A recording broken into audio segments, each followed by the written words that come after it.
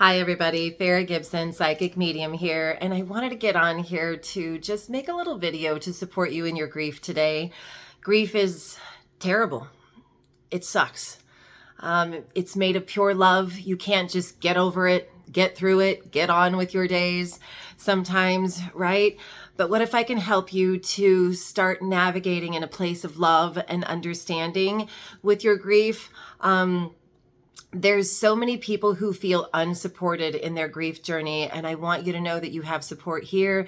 Don't forget to look around you at the people who offered to be here if you needed a phone call or whatever you need. Just reach out to me, because those people are just still waiting for you to reach out and kind of give them an okay to talk about your grief with you.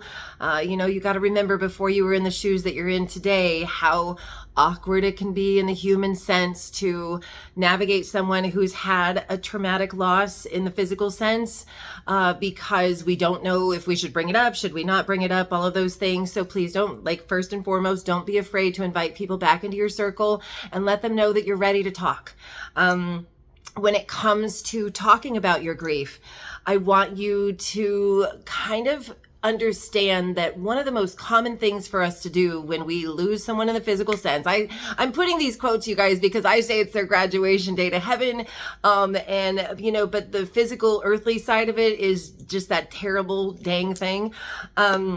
But when you start talking to folks about your grief, and when you start talking to, whether it's a therapist, or a friend or a family member, whoever it is that you're talking to about your grief and the struggle and all of those things, I want you to try to remember to give your energy also to the life that they lived, to the love that they put in your heart, to the legacy and the traditions and all of those things that made us love them so much. So walk through their passing one last time with somebody that you love. Walk through the pain and the tragedy of the life that they journeyed to get to that point of their passing. If it was, if it's a tragedy passing and it was in an instant, maybe we don't have a lot of life tragedy, and that's perfect. But whatever way that they pass, whether it's illness or tragedy or, addiction, all of those things, you guys, walk through the pain one last time with the person that you're loving and talking to about it. And let's give our energy to that for a moment, because we need to feel it and immerse in it for a moment, because that's where our pain is sitting. And then I want you to do this. I want you to start swerving your conversations. I want you to swerve your conversations to your best memories, to the reason that you love them the most, the times that they made you laugh the most, the times that they made you smile the most. Where did we start in our relationship with them? If it's a baby or if it is a child, we know that bond started at conception. And how happy were you when you found out that you were pregnant? And how happy were you as you navigated the moment of that pregnancy, to bring them into this world? And how amazing are you for that? If we had a baby loss with this passing, you still have moments of joy when you found out that you were pregnant and when you carried that baby and you were knowing that you had this beautiful life growing within you. If we navigate to, babies and all of those different dynamics we have with our children, still you have moments to reflect on their beautiful life that they lived and how they blessed you with so much love that you are just broken today. Your grief is made of love. But if we start to reflect on the things that we love the most about them, it makes it a little easier to navigate. And then we move on to whether it's a spouse or a sibling, right? What are those favorite memories of us sharing together in life? Maybe, you teased and messed with each other and there was mischief in your relationship, and gotta love that too, right? Those moments that made you laugh the most, the moments that made you so, if it's a sibling, right? We have those moments that we just because we're siblings and that's what happens, But again, even in those moments, your sibling, blessed you with memories that you can look back and reflect on now and go, dang it, man, those were good days. And Same with your spouse, right? Or maybe we have moments that we argued and fussed and fought, and, no matter who it is in that dynamic. And, those are the moments that grow you. Those are the moments that make you who you are today. Standing up for your self-worth and understanding and honoring your self-worth is a huge lesson in this life to learn when life is so difficult to navigate. So if you had those moments where we're butting heads and we had those moments that we were crashing, into each other, so to speak, look back on those moments and ask yourself where you grew. If there's something that you feel like you reflect on that moment and you could have done differently and navigated it differently, those are blessings that they've given you to use in future relationships so that you can say, you know what, I didn't like that about myself at that point. And so I'm going to change that. I'm not going to give that side of me to somebody else in the future. And that's, wow, how amazing is it that they gave you that lesson of love? But when it comes to grief journeys and walking through, these days, nothing seems the same again. The essence of you, that the person that you were before that passing happened, is changed. It's different. Part of you, went with them to heaven, we feel like, right? But the truth of it is, part of them is still here with you as well. And I want you to remember that. The part that you feel like you lost, they're giving back to you with love. And I want you to know that you're supported by them. Your loved ones can hear you. They can see you. They are present for you in your milestones. I actually say that when somebody passes in our life to heaven, they're actually closer now than they ever could have been in life. Every millisecond of your life, they are aware. They're aware of your milestones. They're aware of your smiles. They're aware of your defeats. They're aware of your tears. They're aware of your activities that you do, your milestones, all of the things that the family is doing, whether we're having weddings in the family or babies in the family. Please know that they're very present. They have a front row seat from heaven. They are not missing those days from heaven. We feel like they're missing those days from heaven because we don't have their physical presence here in life. And we are very human, earthly, journey type of folks right now. But I want you to remember that you have a soul within you, within this body. You have a soul within you that existed in heaven long before you ever came into this body. And you also had a front row seat from heaven to view this beautiful earthly place or this terrible earthly place. I mean, earth is beautiful and terrible all at the same time because our growth, lies here within the obstacles that we navigate in life for our soul's growth. And so there's, just kind of this crazy balance of like giving us obstacles on a constant basis and a little bit of love to kind of remind us that we can make it through. And it's not an easy thing to navigate. Every time everything gets perfect, something happens again, even if it's the dang water heater going out, right? Some little irritant. You're like, oh man, I just got to this place of greatness and bam, and maybe you're navigating your earthly journey and you feel like, oh, they should have been here for this and they should have been here for that. The truth is they are. When you have a baby coming in the family, they get to really know your baby before you ever get to meet them here in the earthly sense, because they have a full knowing of what this life is for you and what it means for you. And they have a full knowing of everyone in heaven.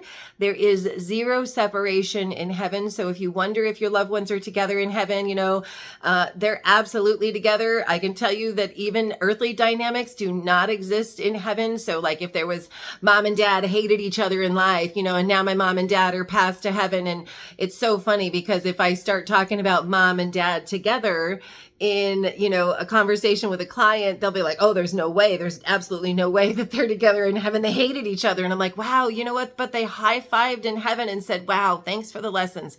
Thanks for growing me. Thanks for teaching me my self-worth. We pulled it off. And they're standing in a place of pure love, watching over you together. They're proud of you. People wonder often, but is my mom proud of me? Is my dad proud of me? Is my child proud of me? Is my spouse proud of me? Absolutely. You are navigating life every single day, and that is not an easy thing to do. Even if you did nothing today, they're proud of you for doing everything that you possibly could to get through your day, because today's a hard day for you.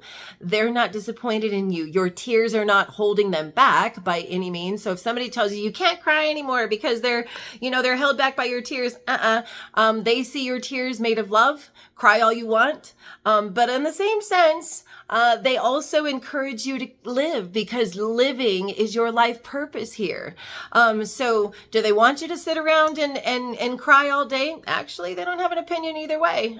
They're going to love you and support you however you navigate every single day. And they're loving you with pride, and they're loving you with lift, and they're loving you and lending you strength to get through your days.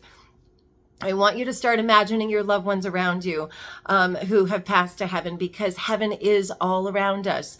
I love to tell people this because a lot of people don't have this understanding, but heaven is all around us every single day, you guys. It's not up past the sky and the stars and we don't need a rocket ship to get there. It's literally all around you every single day. So right now I want you to look down where your feet are. You see where your feet are? Okay, my feet are on this floor. Your feet are probably on a floor somewhere. And if you look at that floor, that is our earthly floor. Now I want you to hold your hand about 3 feet above that floor. This is about 3 feet for me. And I want you to hold your hands out in that space in front of you, wherever you're standing, wherever you're sitting. And I want you to understand that your hands are sitting at heaven's level of floor right now.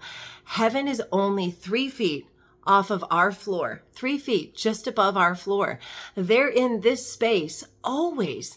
They're around you. They're seeing you. They're navigating your workday with you. They're going on your outdoor trips, your hikes, your hunts, your whatever it is that you're doing, right?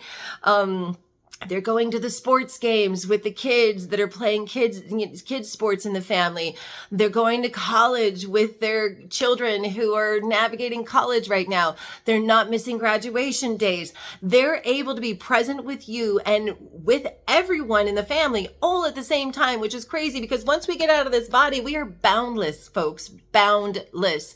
So they go, people ask me like, well, wait a minute, like if they're watching over me, can they see my sister, because she lives in another state? Yes, they're boundless. They can be in more than one place at a time and still enjoying the beauty of heaven at the same time. Because I'll tell you what, heaven is a freaking amazing place. So they get to navigate the pure love and all of the essence and beauty of heaven at the same time as they watch over you. You're not holding them back from anything. Your tears aren't holding them back from anything. They're probably hanging out in a beautiful heavenly party, hanging out with the people that we love at the same time that they're standing at your side, lifting you with love, because they can. And know that they are around you. Know that they're hearing you. They can hear your thoughts to them. They can hear your words to them.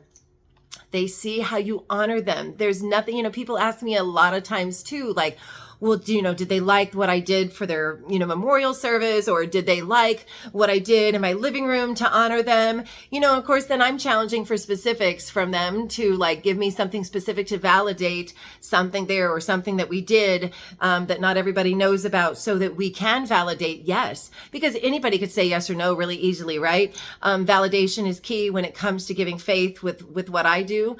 But they love all of it. They don't have a need for anything specific. So a lot of times people too will ask me like, what do they want me to do with their ashes? Or what do they want me to do with this? Or what about the house? What do I do with the house? Right? They have no needs for any earthly things. None. Their ties to earth are their love for you. And that's it, folks. That's it. Their love for you is what binds them for all eternity for you.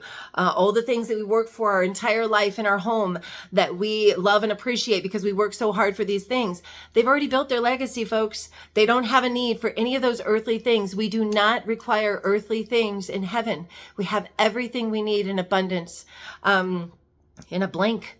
Actually. So please know that if there's decisions that you're trying to make when it comes to the house, when it comes to their things, if you can find other people that will enjoy their things, they find joy in that for you. They're like, oh my gosh, look at them enjoying my guitar, or look at them enjoying my car, or look at them enjoying my clothes. Oh my gosh, look at that kid that didn't have sports shoes and he's wearing my cleats, and how amazing is that for my parent or my loved one to find the strength to gift that to them so that they could find something that they had a need for in something that I no longer need.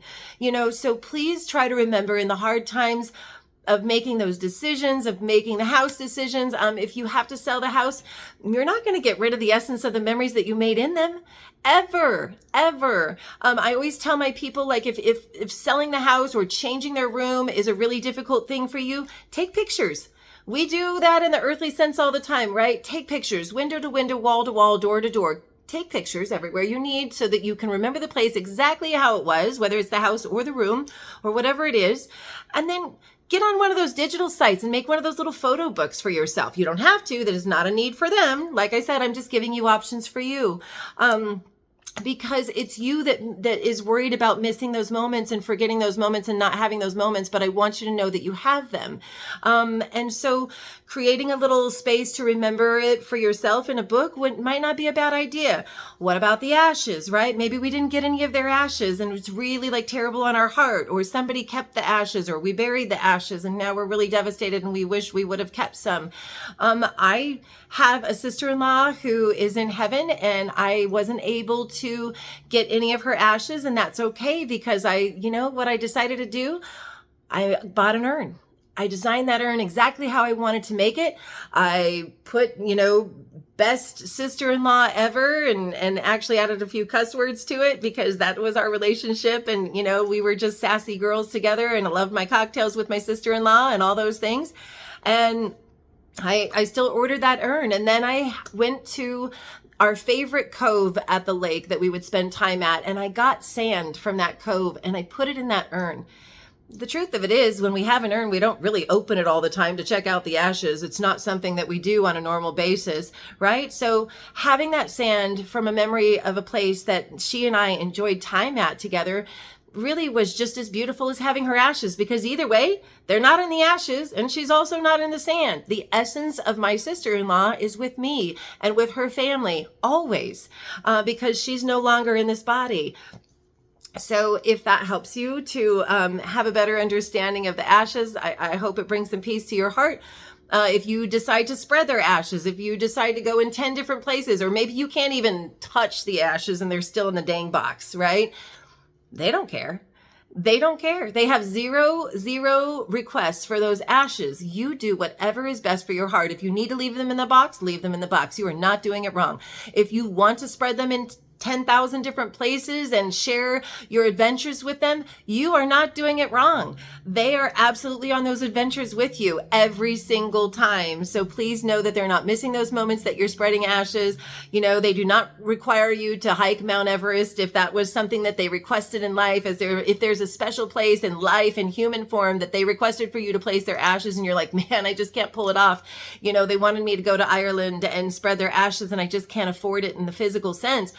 They're okay. They're okay. They can visit Ireland in a blink from heaven and come right back to you, and be with you at the same time, actually. So, so please know that the worries that we carry in grief are really, truly our worries and not theirs. And I think that we kind of impose our human thoughts on, like the way that they pass and the tragedy of their passing, or maybe their illness, and our final thoughts and memories of them are when they looked sick or when they looked deceased, in the human sense.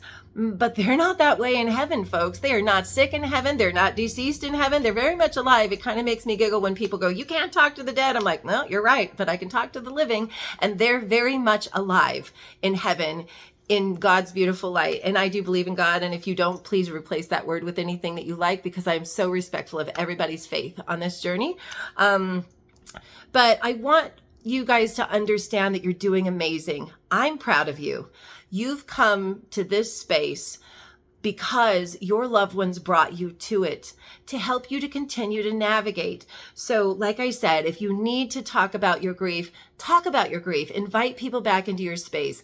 Talk about the tragedy one last time. Immerse in it, feel it, go through all of it. And then I want you to, as much as you can, tuck the day in the way that they passed in a beautiful, beautiful decorated box, because it is their graduation day. It is their graduation day to heaven, no matter how it happened, no matter how tragic.